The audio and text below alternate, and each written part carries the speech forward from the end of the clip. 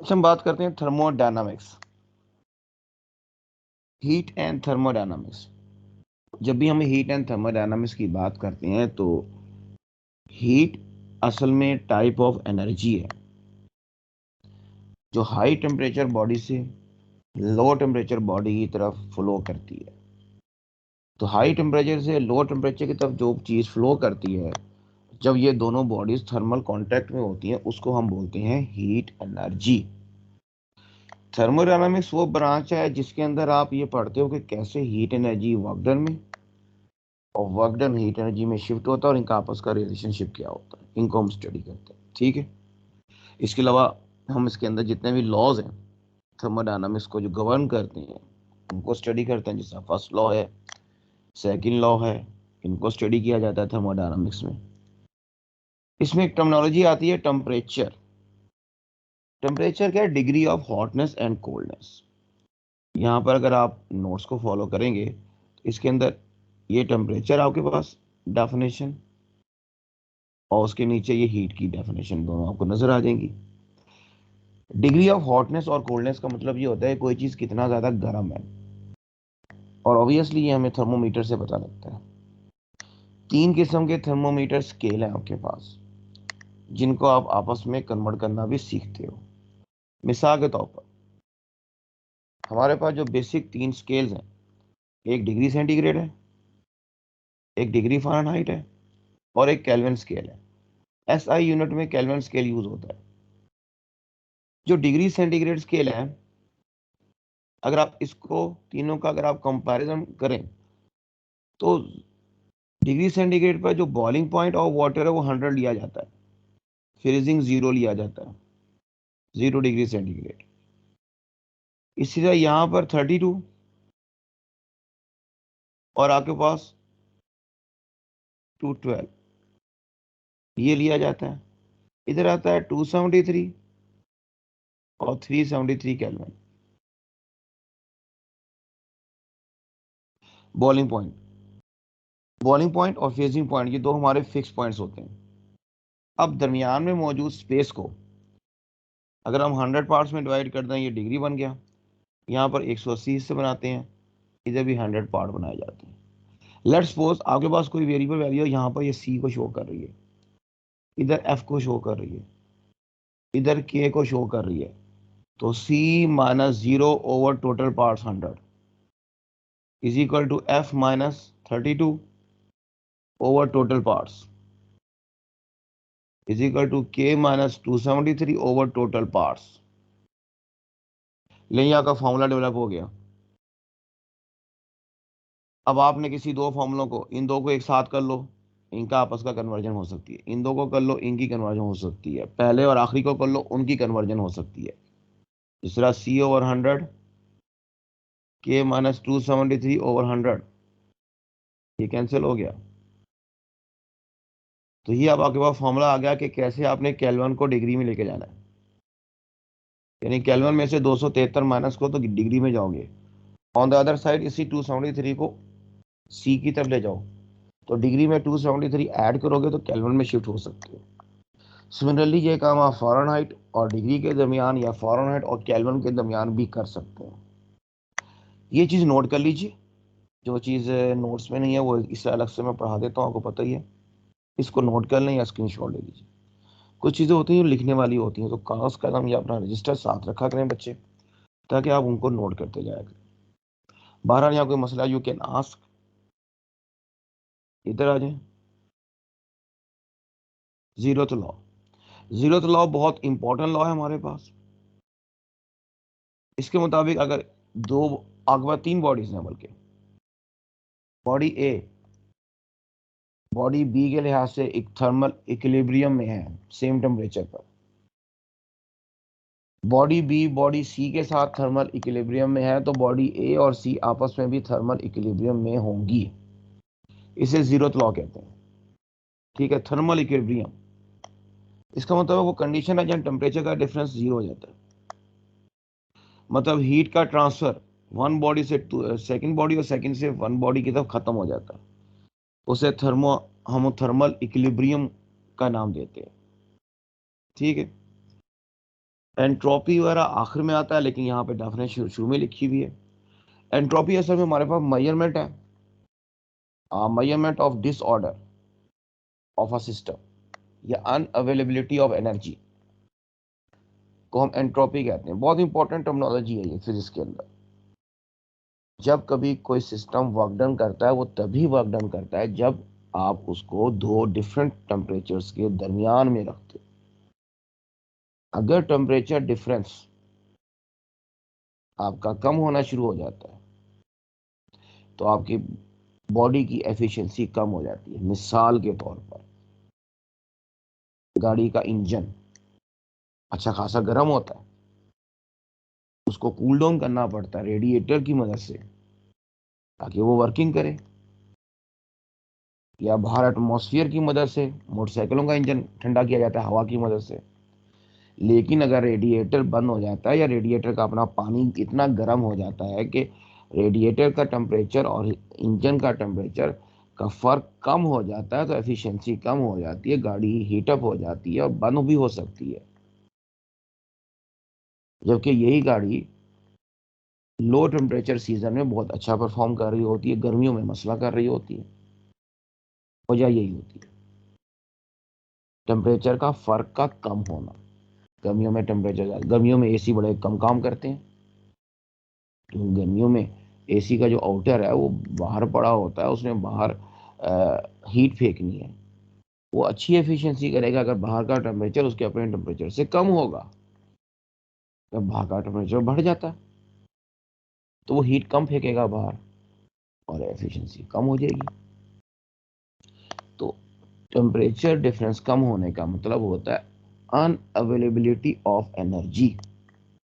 जब energy available कम होना शुरू हो जाएगी या नहीं रहेगी तो हम कहेंगे एंट्रोपी बढ़ गई सिस्टम की, यानी सिस्टम का डिसऑर्डर बढ़ गया। यानी सिस्टम में एक ऑर्डर होता है हाई और लो टेम्परेचर का, वो खत्म हो रहा है और सिस्टम आपकी एंट्रोपी इंक्रीज करता जा रहा है। हर सिस्टम की एंट्रोपी वक्त के साथ इंक्रीज होती है, वो डिटेल में आगे देखते हैं। इंटरनल एनर्जी की टर्मिनोलॉजी नजर आ रही है, उसको होगी आपके पास। इंटरनल एनर्जी तमाम एनर्जीज का सम, काइनेटिक एनर्जी, पोटेंशियल एनर्जी। अब काइनेटिक में भी ट्रांसलेशनल हो जाए, रोटेशनल हो जाए, वाइब्रेशनल हो जाए, पोटेंशियल में आपके पास केमिकल पोटेंशियल हो जाए, बॉन्ड्स के दरमियान जो होती है, ग्रेविटेशनल पोटेंशियल एनर्जी हो जाए, इलास्टिक पोटेंशियल एनर्जी हो जाए, तमाम किस्म की एनर्जीज का सम आपकी इंटरनल एनर्जी है बेटा। इंटरनल एनर्जी को हम यू से शो करते हैं, ये सिंबल है इसका। यूनिट इसका जॉल हो सकता है, कैलोरी हो सकता है। ये इंटरनल एनर्जी टेम्परेचर और काइनेटिक एनर्जी दोनों के प्रोपोर्शनल होती है, याद रखिएगा। ठीक है, ये बात लिखी हुई यहाँ पे, ये यू जो है नंबर 1 पॉइंट पे इंटरनल टेम्परेचर के प्रोपोर्शनल है। टेम्परेचर बढ़ेगा इंटरनल एनर्जी बढ़ेगी, टेम्परेचर कम होगा इंटरनल एनर्जी कम होगी। इंटरनल एनर्जी में चेंज पॉजिटिव है, मतलब टेम्परेचर बढ़ रहा है, इंटरनल एनर्जी इंक्रीज कर रही है। इसका चेंज नेगेटिव है, मतलब टेम्परेचर कम हो रहा है, इंटरनल एनर्जी कम हो रही है। ये पॉइंट नंबर 3 और 4।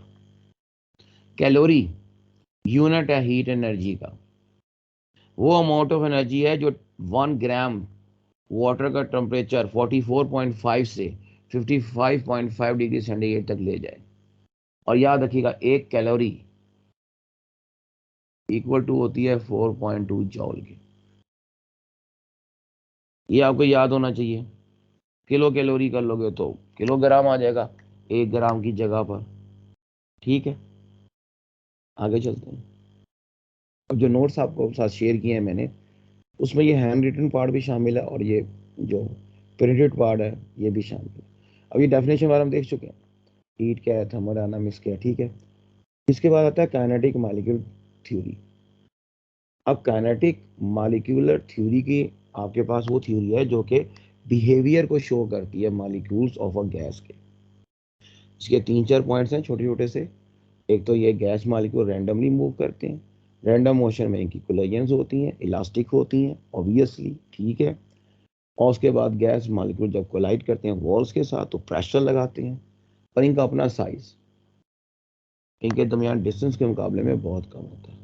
इनका एक्चुअल वॉल्यूम बहुत कम होता है, हाँ, वो वॉल्यूम जो उन्होंने ऑक्यूपाई किया होता है, वो जिस जगह है, जिस कंटेनर में गैस बंद है, वो पूरे का पूरा कंटेनर का वॉल्यूम गैस का वॉल्यूम कहलाता है। Pressure of gas, force per unit area is called pressure of gas. जब किसी बॉडी पे फोर्स लगे तो यूनिट एरिया के साथ, अच्छा ये वेक्टर क्वांटिटी नहीं है, ये इन ऑल डायरेक्शन लग रहा होता है, इसकी कोई खास डायरेक्शन नहीं होती प्रेशर की।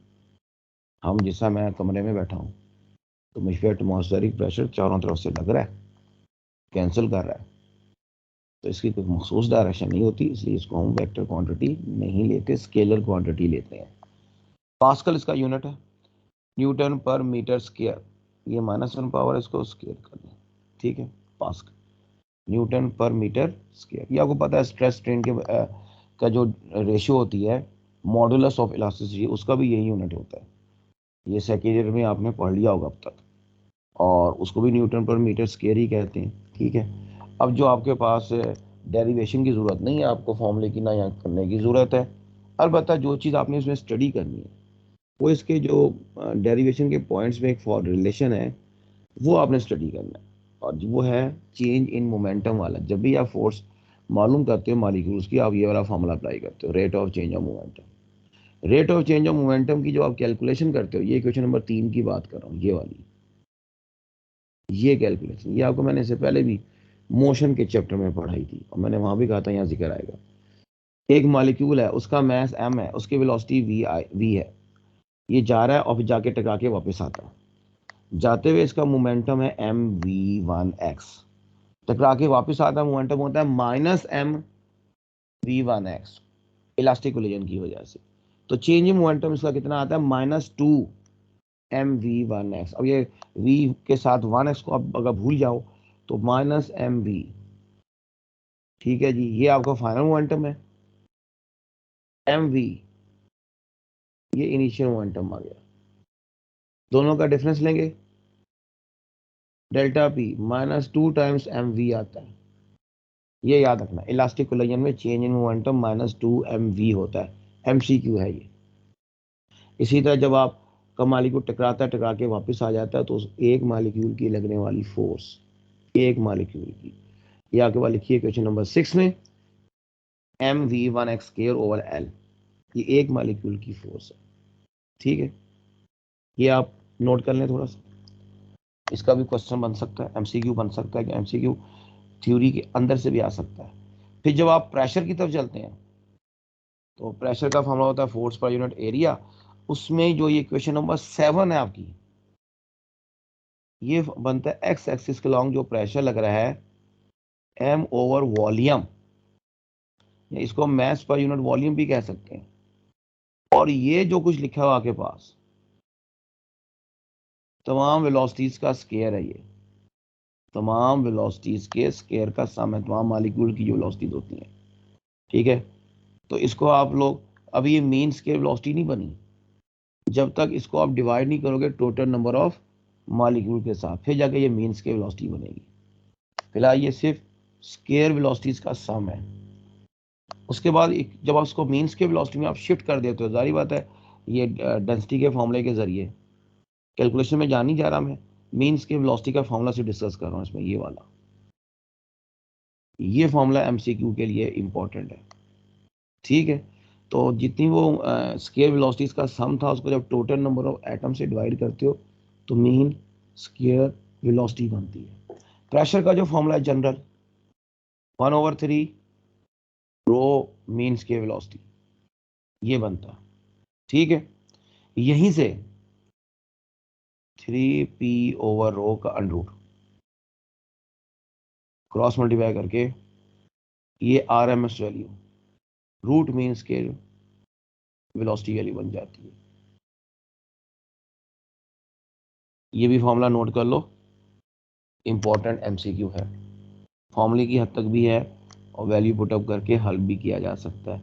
इसी फॉर्मूले में रो की वैल्यू पुटअप कर दो, रो की वैल्यू ये लेफ्ट साइड पे नजर आ रही है आपको,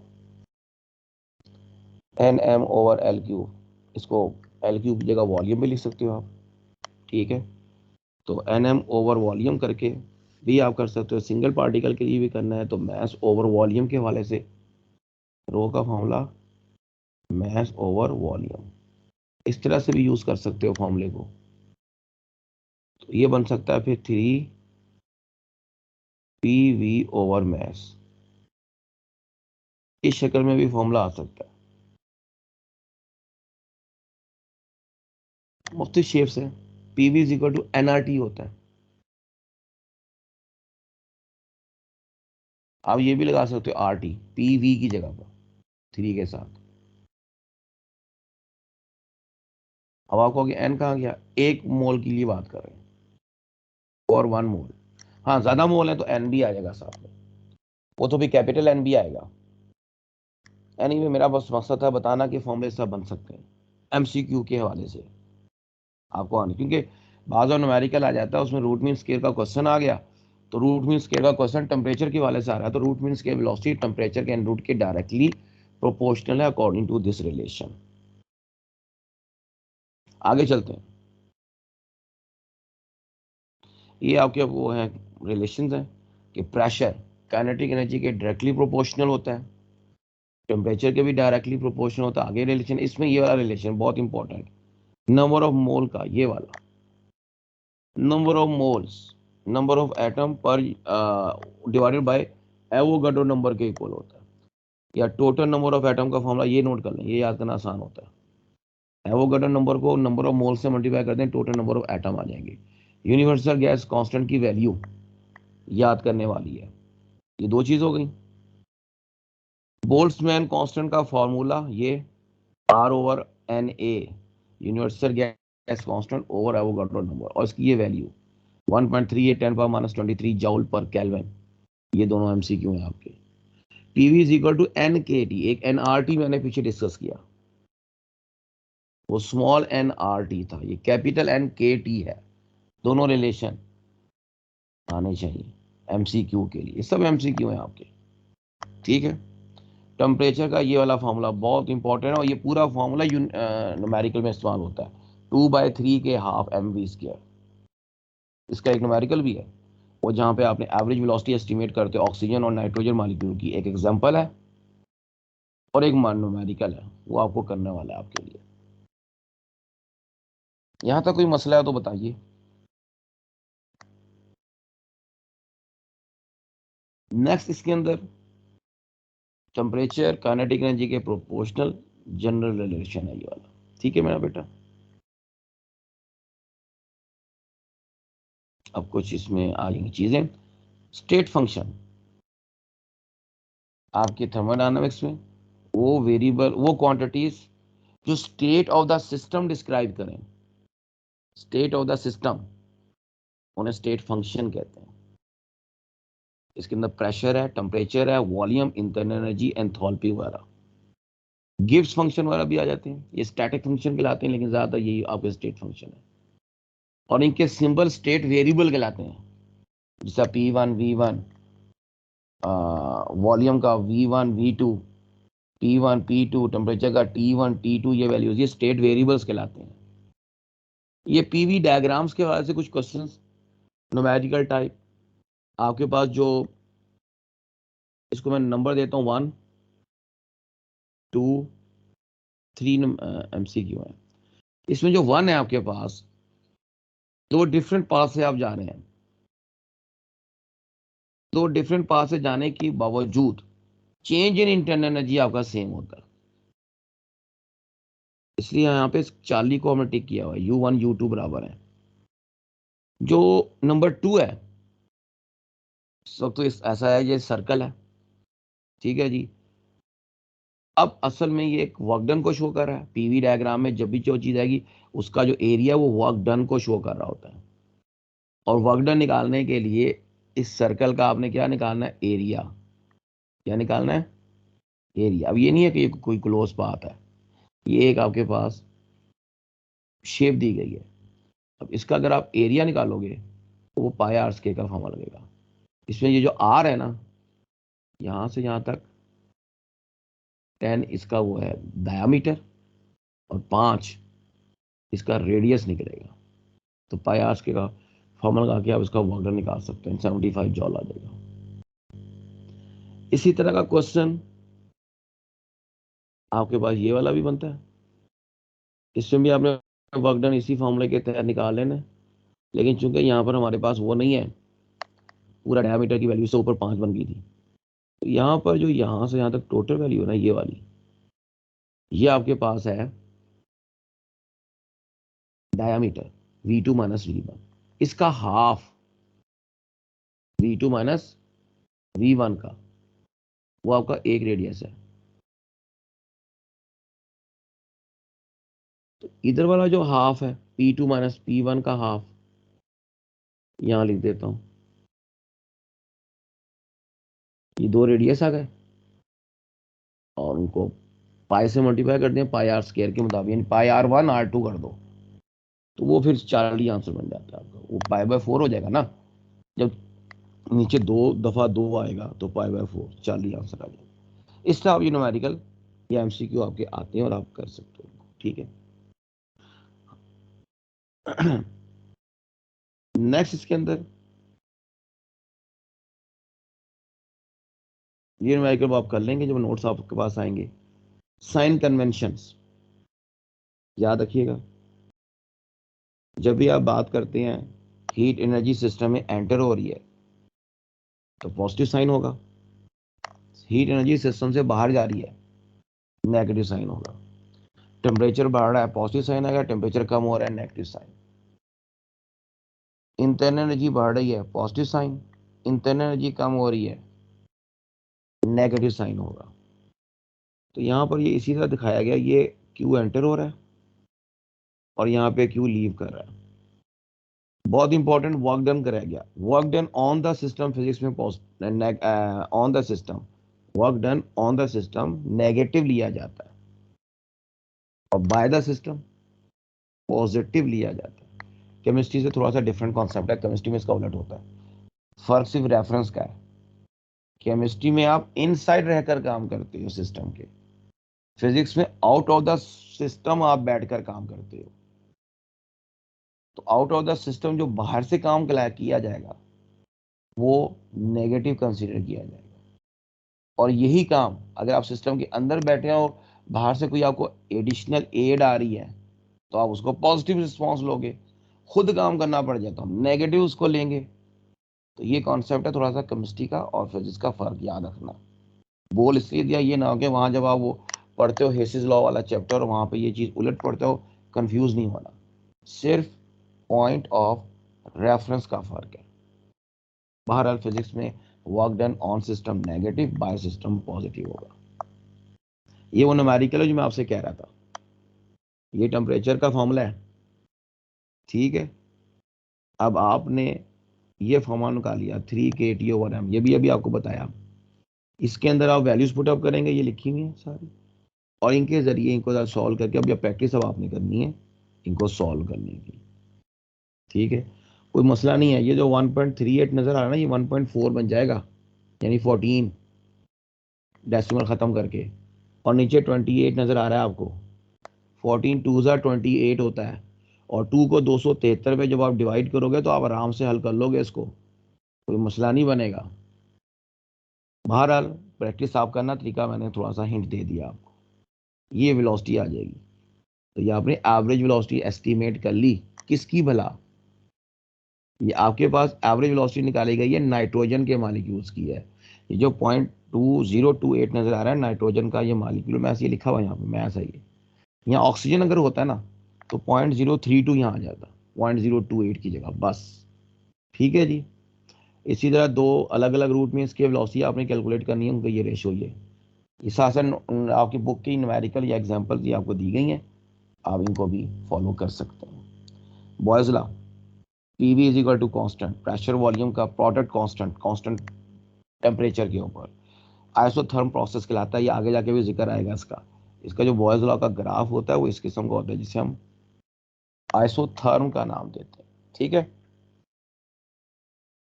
चार्ल्स लॉ क्या कहता है कि given volume of a gas का जो वॉल्यूम है वो डायरेक्टली प्रोपोर्शनल टू टेम्परेचर होता है, एब्सोल्यूट टेम्परेचर के। आपको ये स्टेटमेंट आनी चाहिए, केमिस्ट्री में भी आपने पढ़ी है ये, उनमें कोई फर्क नहीं है, वही चीज है। फिर इसके बाद general gas equation, general gas equation ये होता है P V over T is equal to constant, ये जनरल गैस लॉ कहलाता है। कुछ रिलेटिव एमसीक्यूज हैं, आपके पास नोट्स हैं तो आप इनको देख लीजिएगा। ये आपकी जो बुक के एमसीक्यूज हैं ज़्यादातर वो हैं, ताकि इनमें भी कोई कमी कोताही ना रहे, आप इनको भी तैयार कर सकें, इनको हल करें और सॉल्व करें। तकरीबन जितना मैं पढ़ा के आया हूँ सारे एमसीक्यूज में कवर हो जाते हैं आपके ये वाले। और बाकी आपके फिर पोर्टर के एमसीक्यूज भी हैं, वो आप करेंगे, उसमें वर्कशीट्स भी हैं, वो सॉल्व करें। तो पोर्टर में तकरीबन 60 एमसीक्यूज हैं इस चैप्टर से मुताल्लिक़, 30-30 करके। और जो आपकी प्रैक्टिस एक्सेस वर्कशीट है उनमें भी इसी तरह 60 एमसीक्यूज हैं, 120 तो यही हो जाते हैं। फिर आगे आपके उसमें टेस्ट वगैरह और आएंगे, A+ सीरीज के टेस्ट हैं, उनके एमसीक्यू होंगे। कुछ ये नोट्स में मेरे आपको मिल रहे हैं, और लगभग आप इनको तैयार करेंगे तो आप इतना अच्छे प्रिपेयर कर सकते हो अपने आप को कि आप जाके एंटी टेस्ट में बड़े आराम से उनको सॉल्व करके आ सकते हो। एमसीक्यू को रट्टा नहीं मारते, सॉल्व करना सीखते हैं। अब जिस तरह यहाँ पर एक एमसीक्यू नंबर 10 नजर आ रहा है, आइडियल गैस इक्वेशन पूछी जा रही है। Ideal gas equation PV is equal to NRT में पढ़ा के आया हूँ, तो इसका जवाब 40 वाला सही है। चार्ल्स लॉ पूछा जा रहा है, ये तो सिंपल एमसीक्यू है, मैंने ये सिंपल एमसीक्यू भी यहाँ इंक्लूड किए हैं ताकि आप लोग सिंपल एमसीक्यू की तरफ से मार ना खा जाओ। ये ना हो कि मुश्किल वाले करते रह जाओ, सिंपल से जान उनको सरफे नजर कर जाओ। तो ये दोनों चीज़ें आपने तैयार करनी होती हैं, क्योंकि वहाँ जो पेपर आना है कॉम्बिनेशन करके आना है, आसान भी आने मुश्किल भी आने। तो आसान वाले एमसीक्यू भी तैयार होने चाहिए, मुश्किल वाले भी तैयार होने चाहिए, ठीक है। इसके बाद आपके पास हीट एंड वर्क की इक्विवेलेंस यही है कि हीट एनर्जी वर्क डन में और वर्क डन हीट एनर्जी में शिफ्ट हो सकता है। आप जो भी वर्क डन करते हो वो हीट एनर्जी में शिफ्ट होता है, इसे जॉल थॉमसन लॉ भी कहते हैं हम लोग। इसका रिलेशन ये होता है W is proportional to heat energy, और W is equal to JQ। J इसमें मैकेनिकल इक्विवेलेंट ऑफ हीट कहलाता है, याद रखिएगा, जॉल्स लॉ है ये। फिर इसमें कुछ चीज़ें आपको राइट साइड में नजर आ रही हैं। थर्मोडायनामिक प्रोसेस की बात हो चुकी है, जिसमें चेंज या स्टेट है, जिसमें थर्मोडायनामिक सिस्टम के अंदर जो भी सिस्टम में चेंज आएगा ना उसे थर्मोडायनामिक प्रोसेस कहेंगे। System anything under consideration, system के अलावा जो चीज़ें बचती हैं वो सराउंडिंग्स कहलाती हैं। सराउंडिंग और सिस्टम में फर्क करने वाली बाउंड्री को बाउंड्री ऑफ द सिस्टम कहते हैं। क्लोज सिस्टम ऐसे सिस्टम को कहते हैं जिसमें आप कोई चीज़ ना सिस्टम में एंटर कर सकते हैं ना बाहर जा सकती है, वो क्लोज सिस्टम कहलाता है, ठीक है। ना मैस शिफ्ट होगी ना एनर्जी, ये मैस खासतौर से मैस का है क्लोज सिस्टम के, मैस चेंज नहीं होगा, मैस कांस्टेंट रहेगा। ओपन सिस्टम जिसमें आप मैस एनर्जी वगैरह शिफ्ट कर सकते हैं। आइसोलेटेड एनर्जी और मैस दोनों ही चेंज नहीं हो सकते, आइसोलेटेड कहलाएगा। बाकी जो J की वैल्यू है 4.2 जॉल पर कैलोरी, ये याद करने वाली चीज़ है।